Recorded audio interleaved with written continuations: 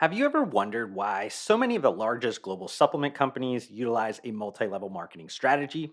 Is it just that effective, or is there something deeper at play?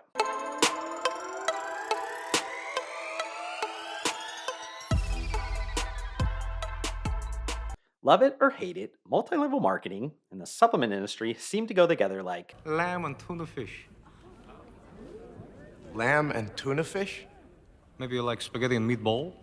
You more comfortable with that analogy? and I can't be the only supplement industry professional that's ever wondered why an MLM brand like Herbalife sells more supplements in 90 days than a massive brand like Optimum Nutrition can throughout an entire year, or that an MLM brand like USADA Health Scientists sells $1 billion of supplements annually, or that MLM brands like Shackley, Shakeology, and Isogenics each sell hundreds of millions in supplements annually and rank in the top 25 biggest companies in the space that aren't owned by a CPG conglomerate. And then finally, I can't forget about the largest MLM company in the world by revenue, Amway. But to explain the outsized impact Amway plays on all of this, like MLM and the supplement industry stuff, I need to go back several decades before the company was founded. If we think about the beginning of the supplement industry, there's this official start, which I believe is when the term vitamin was coined in 1912 after it was discovered that various diseases could be cured with accessory substances beyond the core three nutrients of fats, carbohydrates, and proteins.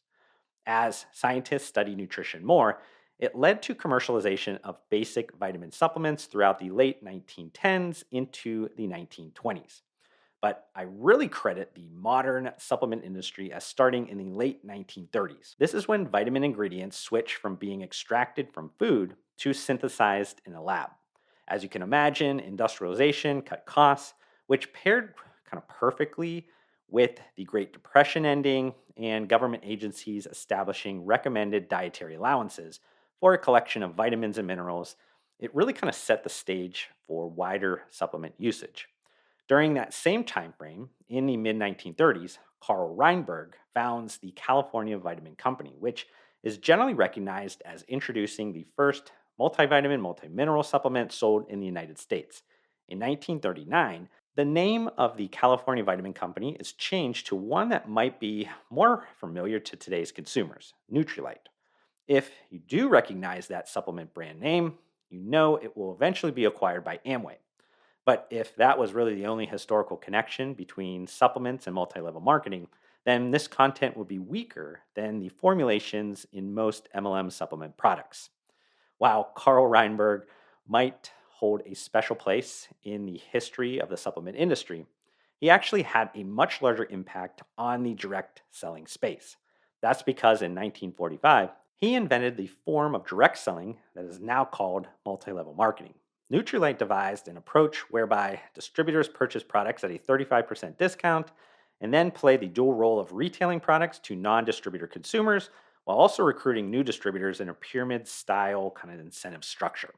Now, before I cover the next layer of the Amway, MLM, and supplements kind of story, I do want to note that direct selling in its various forms existed in America since colonial days. Even multi level direct selling systems likely go back before Nutrilite.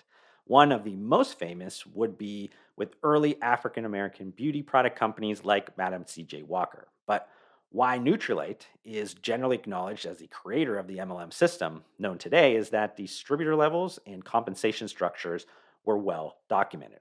Nevertheless, Nutrilite used its new business model to quickly grow into a $6 million business just 2 years later in 1947, which, if we kind of adjust that for inflation, would be around $82 million today. But a new problem emerged. FDA began investigating the company and its 15,000 door to door agents for making exaggerated product claims. During the time of this FDA investigation, Richard DeVos and Jay Van Andel began as an independent distributor of Nutrilite. Why are these two guys important? Well, over the next decade, they built an organization of more than 5,000 distributors that eventually formed the American Way Association, aka Amway, in 1959. This was in response to concerns that Nutrilite might collapse, so Amway hedged its risk by adopting a similar multi level marketing structure for selling non competing cleaning products. Finally, Amway bought a controlling interest in Nutrilite in 1972 and then acquired the remaining shares 22 years later. Nutrilite now makes an estimated $1 billion dollars in annual sales under the Amway portfolio of products that is right around the 50th largest private company in all of America.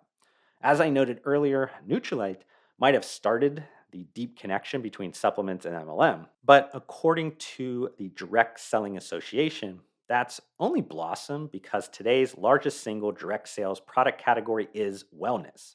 This category of products, which does include supplements, represents 35.6% of total sales in the network marketing channel. And wellness is also the fastest growing category of all. But I do want to kind of take a step back again and better explain why all of this like serendipitous historical timing helps cement multi-level marketing and the supplements category. From an affordability perspective, supplement prices were coming down right as the Great Depression ended and the economy rebounded because of increased wartime productivity. Additionally, government agencies started to establish dietary standards to address the inadequacies of the Depression era American life. You also had inventions and also kind of new innovations happening often across the supplement industry. So, when you pair that product and marketing newness with a consumer that has a nutritional science knowledge gap, you create the ideal marketplace dynamics for direct sales or multi level marketing companies. The whole idea behind this business model is that consumers trust personal recommendations above all other sources of information in the buying process. And in the absence of much other information, those personal recommendations become extremely powerful. There was also another kind of post war shift that helped MLM supplement companies. As soldiers returned home, women were forced back into domestic roles, but this time with a taste of professional life. Taking advantage of that desire for more, MLMs have historically pitched themselves as a path to financial independence for women.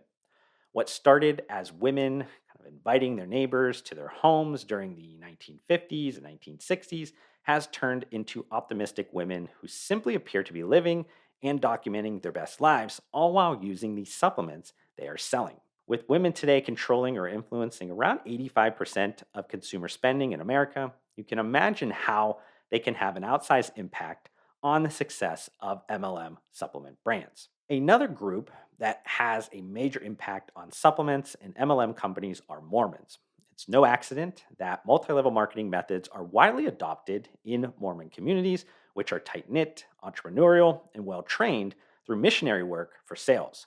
With Temple Square in Salt Lake City being the center of Mormon religion, it means Utah is the hub of direct selling in America. Mormon culture also adopts a style of like healthy living that promotes the use of supplements.